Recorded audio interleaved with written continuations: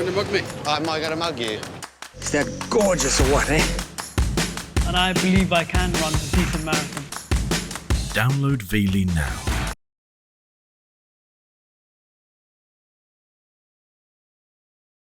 Here along the edge of Australia's Northern Territory lies an ancient landscape.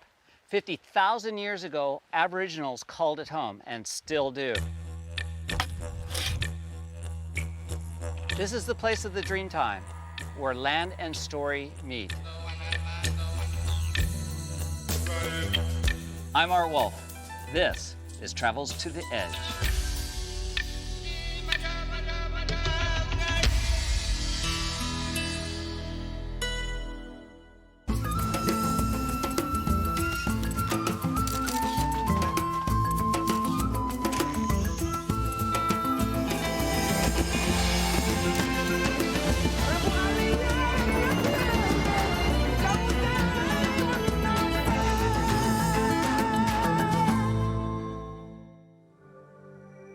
Northwest Australia is one of the last true wilderness areas. It's vast and untamed, and as brutal as it is beautiful. Australia is huge, almost as large as the continental United States. We'll be exploring Western Australia's remote Kimberley Plateau and Arnhemland at the top end of the Northern Territory. I've asked Ian Morris, a renowned naturalist who's lived among the Aboriginal people for 40 years, to teach me about the place. Ian, tell me a little bit about Arnhemland. It's probably the only bit of really decent Aboriginal Australia left as it was when Captain Cook arrived. It's just a wonderful little window on what Australia was like in times past. To an Aboriginal person, they feel that the land owns them. These people believe that the land produced them, the land nurtured them, and therefore they had a responsibility in their lifetime to care for it. They feel they're part of it, it's part of them. The Aboriginal peoples understand the annual cycles of this harsh environment.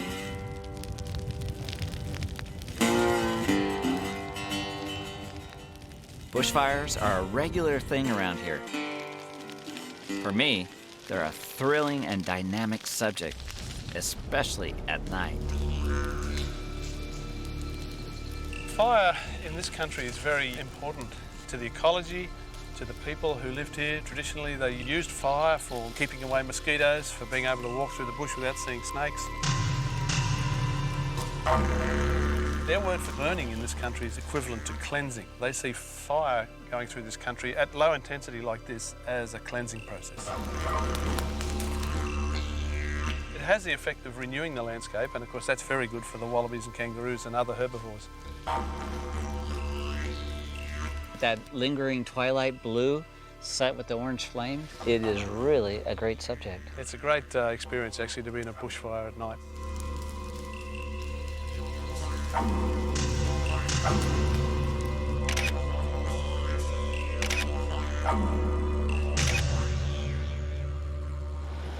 The Kimberley hides countless cave paintings that are only known by Aboriginal people who call this place home, and a few tough Aussie blokes.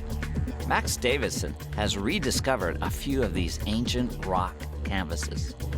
Where the heck are you taking me? I think you just have to be patient, Art. We've Patient? got some really fantastic places to show you. Patience, not my forte.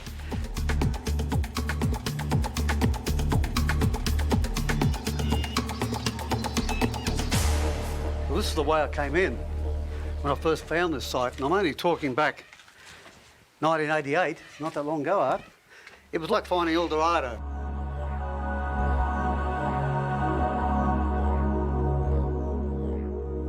The Lord knows how many years I've been painting here for. Could be thousands and thousands of years.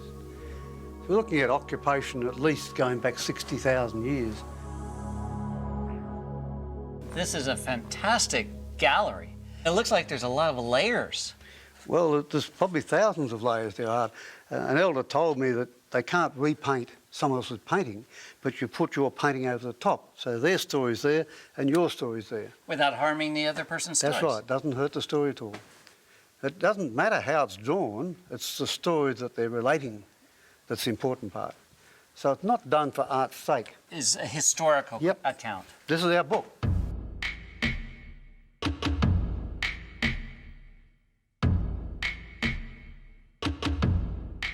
There's such a strong sense of design in their depictions of animals. It's not realistic, it's stylized and rendered in a very simplistic way, and yet so beautifully. One of the joys is just studying it, and the more you look, the more you see.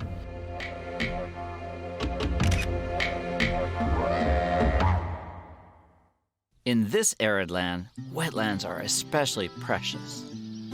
These are Ramsar wetlands. They're part of a big worldwide system they're trying to preserve. In Australian terms, this is as good as it gets. This is some of the best that we've got.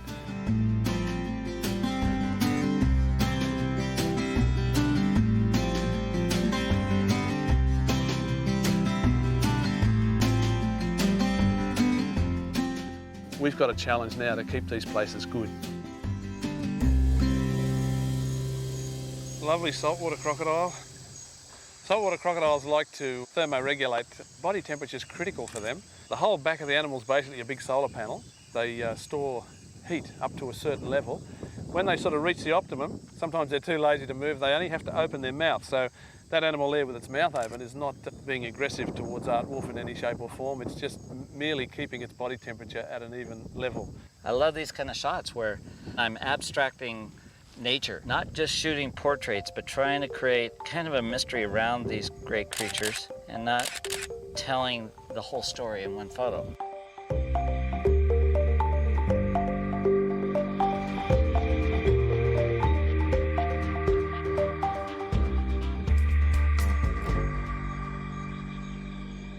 There's so much that's not known about these habitats. This particular habitat, where you've got all these rich nutrients coming together in one place, has attracted a lot of life.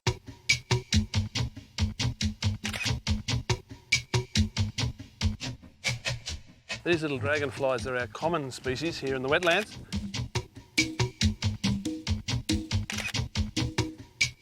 Its proper name is the black-necked stork, and they're found right up through Southeast Asia and into India. What we've got here is the Australian crane called a brolga. Beautiful.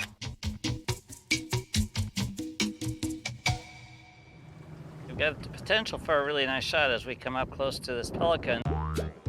He's moving, and if he takes off, I'm in a great position to get a good shot. He's thinking about it. He's walking back just so he has a little bit of a runway.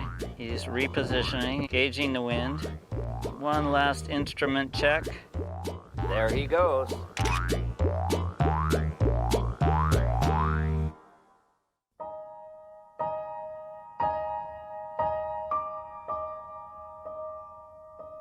Unfortunately, our human greed for fishing resources and everything else has depleted the resources here to the extent that these few places remaining like this are real gems.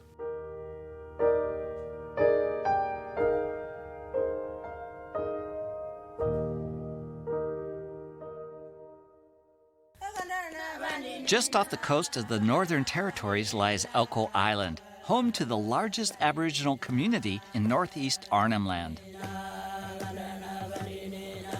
Arnhemland has been given a bit of elbow room. It's an Aboriginal reserve. People here have had a chance to look out at the rest of Australia and see what's happened to their people in other places where the Western society has just swamped them. Their culture is still here and alive and with them. So Art, I'll be introducing you now to some of my aunties and nieces, and these ladies are all relatives of mine. This is Art Wallon. Hello. Hello. How are you? Manmak. Mammak. Yeah. So you're making baskets. Yeah. I love baskets. I collect them from all over the world. Yeah. Can I take a picture? Okay. Nice. Will you do me a favor? And let me take one picture of the three of your heads as close as you can and show me. Yeah, just like this. Yeah, this is perfect. Okay, look at me and smile. Okay, so let's see what we got. Okay, will you take a picture of me? Come on, yeah. Come here. Take a picture. Hold this. Okay, now you have to take a picture. You have to press this one. press that and look through the viewfinder. Hold it up. There you go. You're right, Yeah, Daniel.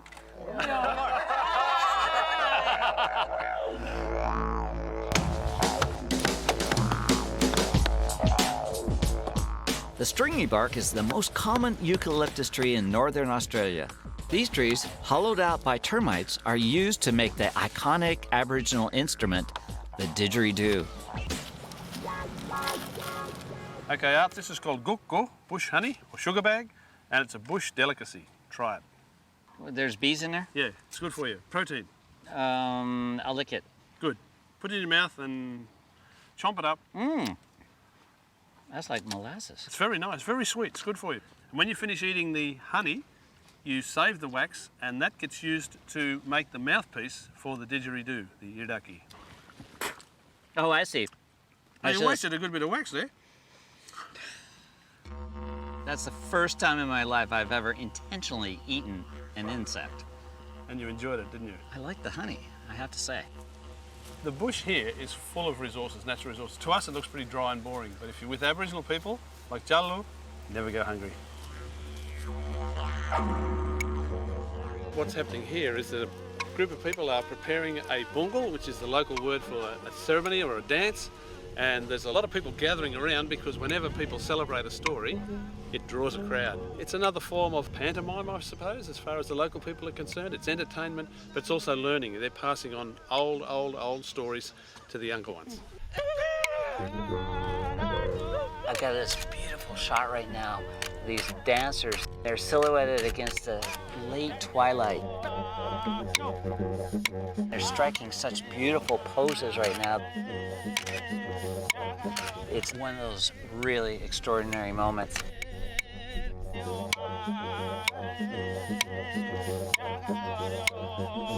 I feel that I'm photographing a timelessness, a tradition that is being passed from generation to generation in the form of the dance. And that's one of the missions I have, is to really record these cultures in all their glory.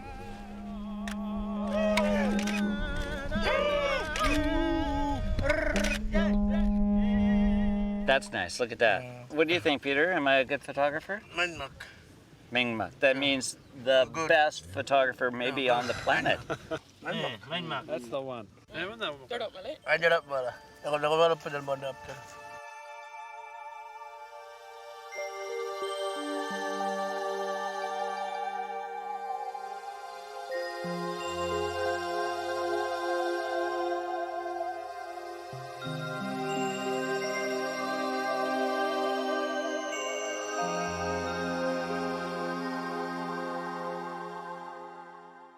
Good day for flying, huh? It's a great day for flying.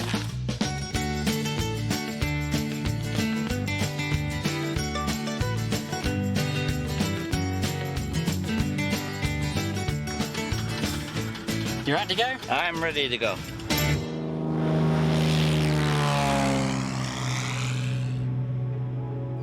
One of the things I really like to do is to move through the land, really record it from a ground perspective.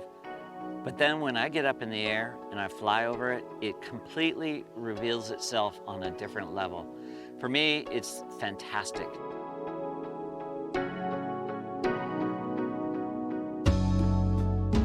All the shapes, the textures, the colors, the lines, they all come out. And it is my favorite type of photography to do.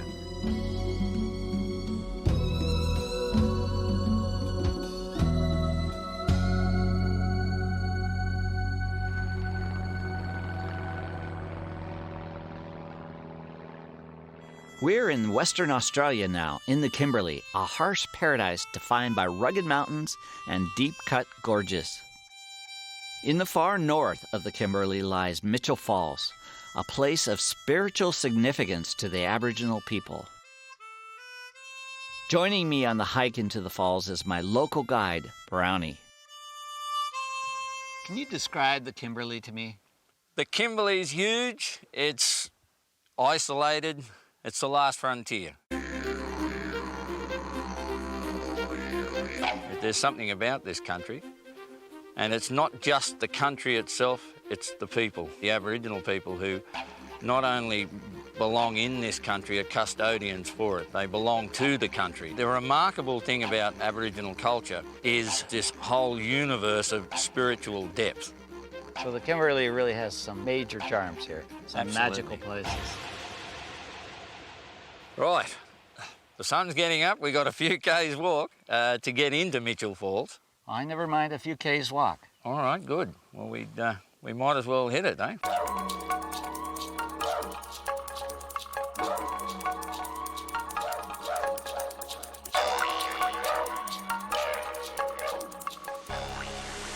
Well, here we are, Mitchell Falls. It's known to the Wunnumble people as Punami Umpu. It's just one of the most incredible places in the world. This is where the main Wungal lives, the main creative serpent. In the creation time, when he created this, he rose up and invited all the other creative serpents from around the Kimberley to this one spot for a meeting to see and talk about creation, I suppose. And it's just a mega spot in the Kimberley.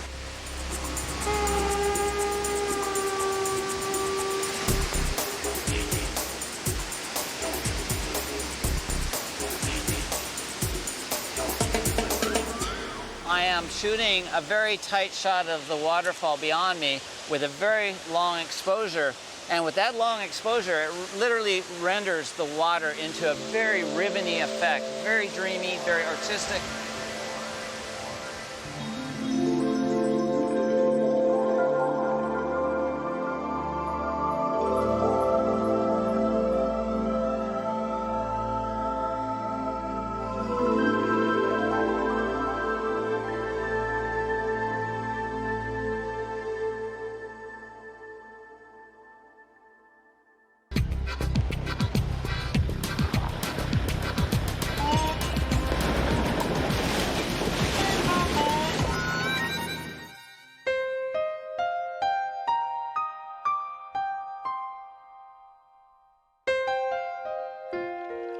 Canoeing into the gorges of the Kimberley is a great way to see the land.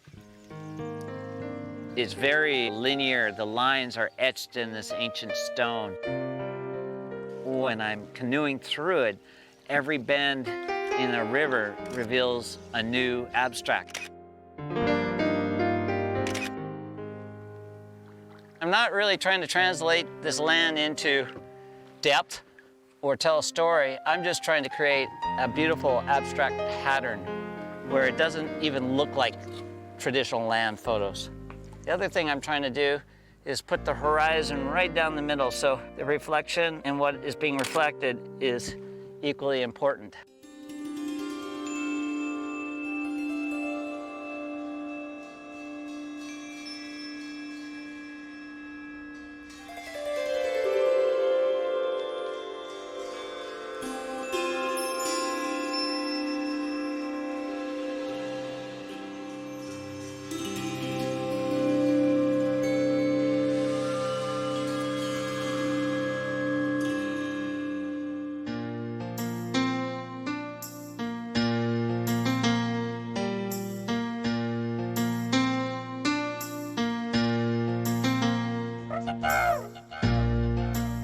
As I walk up along this beautiful canyon, the light is changing, the foreground is changing, and I'm just looking intuitively to what works.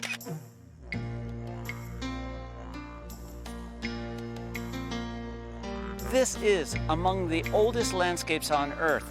The sense of ancient history really reverberates, whether it's the rock art we find on the walls or the way these beautiful rocky edged buttresses reach into the sky. It's a great landscape to photograph.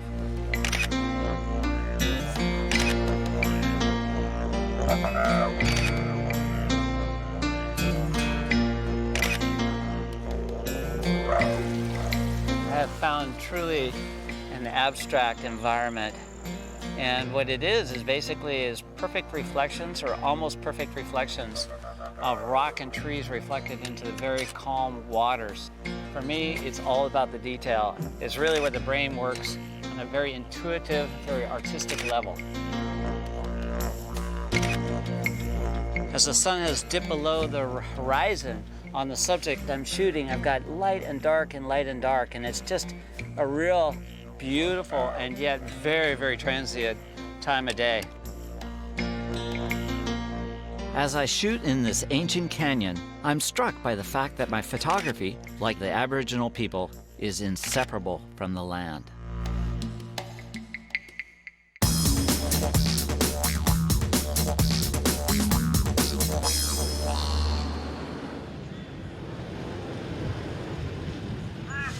There's not too many gas stations around here. No, there's only 2 on the whole Gibb River Road. Wow. And you're lucky you pulled in here. We're the cheapest.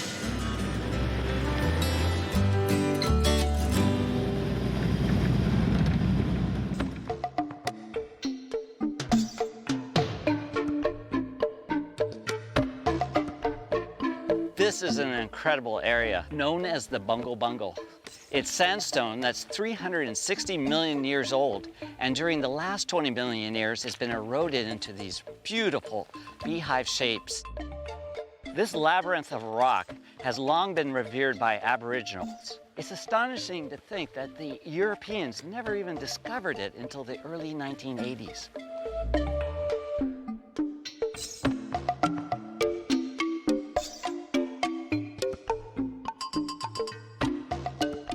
As incredible as this place is from the ground, to really get a full appreciation for its extensive beauty, I really need to see it from the air.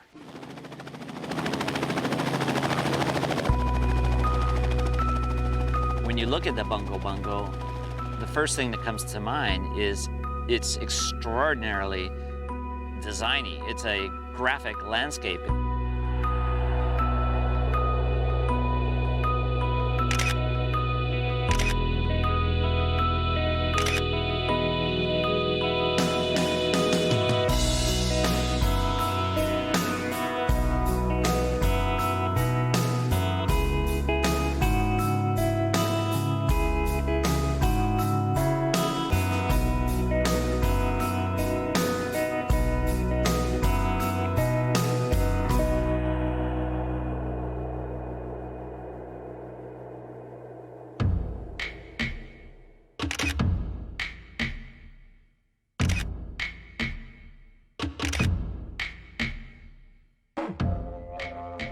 Traveling in this remote corner of Australia has given me a strong sense of the power, the mystery, and the fragility of this ancient landscape and its Aboriginal culture. I'm Wolfe. Join me next time on Travels to the Edge.